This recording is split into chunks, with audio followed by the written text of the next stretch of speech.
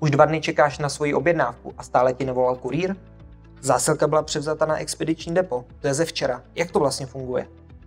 Ahoj, nacházíme se na univerzitě v Pardubicích, konkrétně na dopravní fakultě Jana Ternera v laboratoři automatické identifikace a rád bych ti ukázal technologii, kterou možná ani neznáš a zároveň ti odpověděl na nějakou tvoji otázku.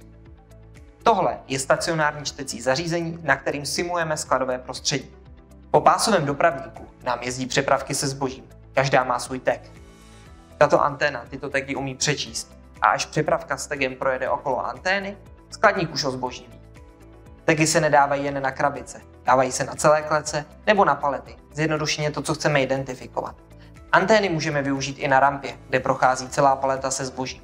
Jednoduše pak v počítači uvidíme, zda zboží bylo přijato nebo vydáno ze skladu.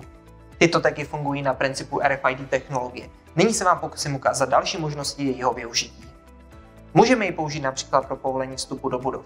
V praxi to pak vypadá tak, že u dveří budovy je čtečka, tam přiložíte svou kartu nebo čip, díky němu nás čtečka pustí dovnitř. Stejně tak se dá tento systém využívat pro čipování příchodu a odchodu pracovníků.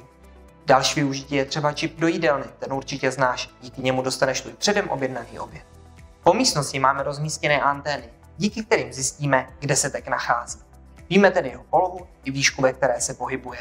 Díky tomu můžeme pro zboží označené tímto tagem poslat skladového robota, který je k němu nejblíže, nebo proto dojde člověk. Dále tu máme mobilní čtecí zařízení.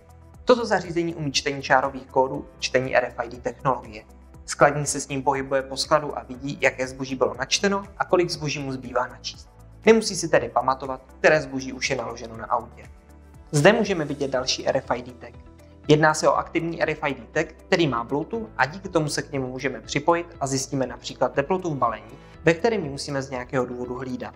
Balení tedy není nutné otevírat a znehodnocovat jeho obsah. Nyní už víš, jak tato technologie funguje. Není to maličkost, kterou by si využil jen v jídelně. Všemožná identifikace se nejvíce využívá v průmyslu. Firmy často využívají RFID tagy pro identifikaci pracovníků či pro správu výrobních strojů.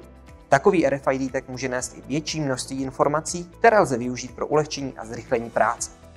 Díky všem těmto technologiím je jednoduché zákazníkovi průběžně zasílat informace o stavu jeho zásilky.